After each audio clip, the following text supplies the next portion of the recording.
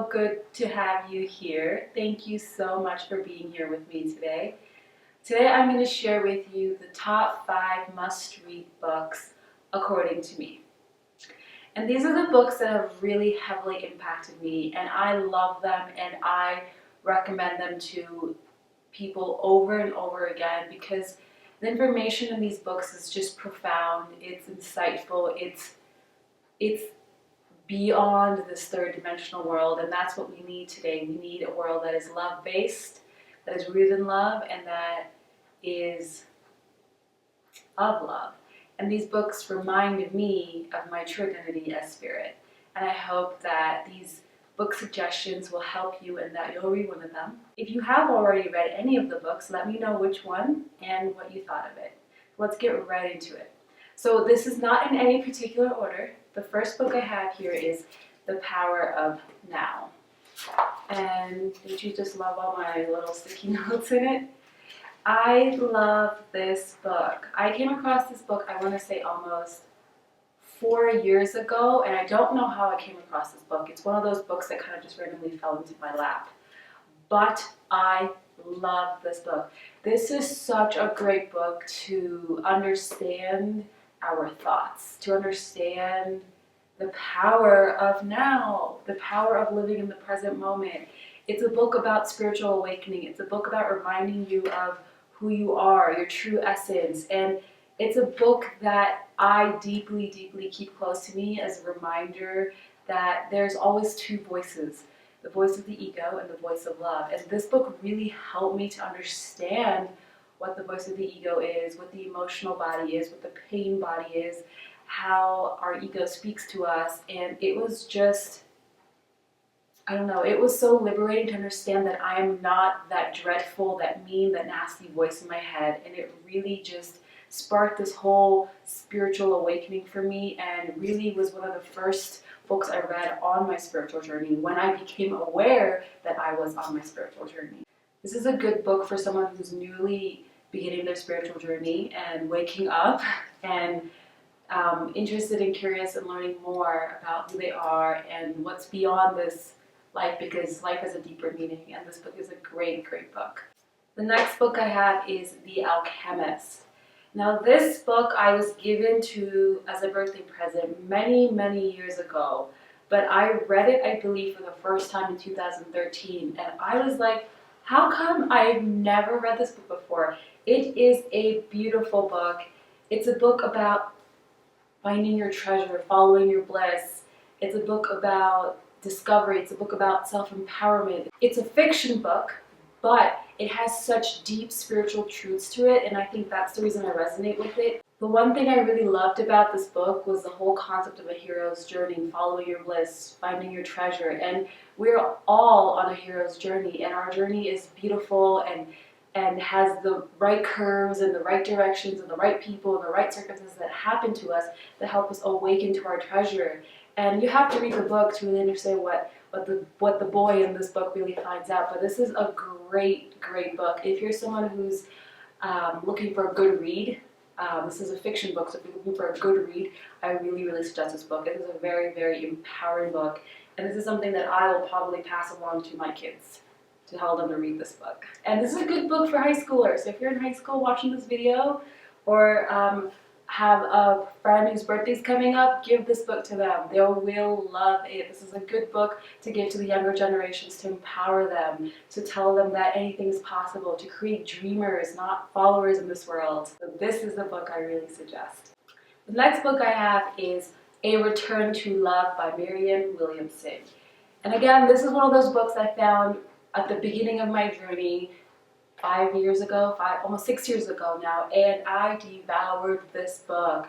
I was really drawn to it just because of the name, A Return to Love. I was like, what does that mean? Return to love, that's very curious, right? That's the reason I read this book, but I realized this book is based on the principles of A Course in Miracles. It's a great read for anyone looking to understand the energy of love, what is love. You know, for my whole entire life, I thought love was only a romantic thing. It only existed between, you know, your husband or your wife or your family. But love is the only energy in the world that transcends time, space, every emotion. It is the only thing that is real. Only love is real. And this book is a testimony to that. It is testimony to the concept of why love is the only powerful energy in the world and why love will save the world. And I absolutely love this book. So if you're someone who is or has heard of the book A Course in Miracles and has picked up that book, but it really just was not jiving with you yet, I suggest start with this book first, Return to Love, and then head on to A Course in Miracles, because it'll help you get a better understanding of what A Course in Miracles really is about. This book is amazing. Read it. The next book, I don't have the physical book with me because it's still packed in my boxes, which is in storage, but is Dying to Be Me by Anita Moorjani. And that book is amazing. When I started to really embrace the concept of self-love, loving myself, that was the book that I read. It is the epitome of why loving ourselves is so important. And something she says in that book that has still stuck with me is treasure your magnificence. We do not treasure our magnificence. We are not brought up to treasure our magnificence. We are actually taught to deny. Who are we to be amazing and powerful, magnificent?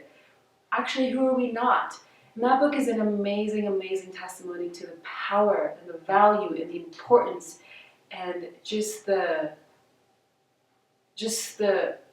beautiful awareness of loving yourself and how that can really transcend every single thing in your life, and that can heal every single thing in your life. And I'm a firm believer because self-love has saved my life, and that book is just, it's beautiful. If you're looking to read a book about bettering a relationship with yourself, I really suggest that book. The last book I have is this blue book called A Course in Miracles.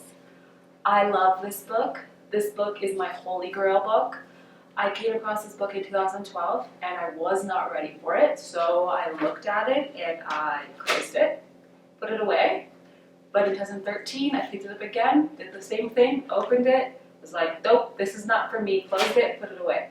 But in 2014, this book, for some reason, I was finally ready to read it, and I love this book. This book is life-changing. If you're ready to read this book, it is a pretty heavy-duty book.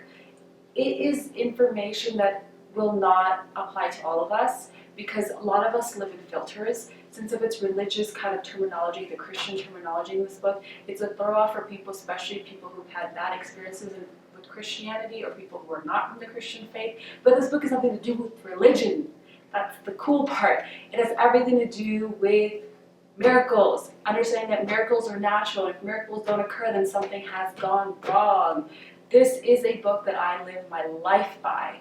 To be the expression of love is my mission, is my reason to be alive, to be the spreader, the messenger of love. And this book was a reminder of that for me, of my mission, of my purpose here on earth, is to be a love spreader, is to be a love bug. And that's why I love this book. One of my favorite lines from this book is, your internal condition reflects your external experiences. And I keep that line from this book really close to my heart because whenever I see something's wrong out here, our initial reaction is to change the outside. Be like, okay, if I just put this over here, put that up there, it'll all be fine. But no, that's not how it works. You have to change the internal first if you want to change anything out here, because the internal condition reflects the external experiences. So it's all about doing the inner work. And this book is all about mind training, training your mind to let go of the limits, to let go of fear, to embrace love, to return to love, as this book suggests. So these are good companion books. So read this book first and then head to this book, and you'll love this book. And when you're ready, this book will find you and you will open it up and you'll be like, oh my God. See, look, power of faith is recognized if it is placed in love. That is the message for you from this book. I hope these suggestions really help you, and if you're looking to read some of these books, go for it. Go to your library, go to the bookstore, make that effort, make that investment in yourself, and begin to empower yourself, begin to live an empowered life, because Only you are responsible for whatever happens to your life and however your life plays out. I hope this video serves you. If you know someone who could hear this message, see these book recommendations, share this video with them, and don't forget to give this video a like, and have a beautiful, blessed day. Sat now.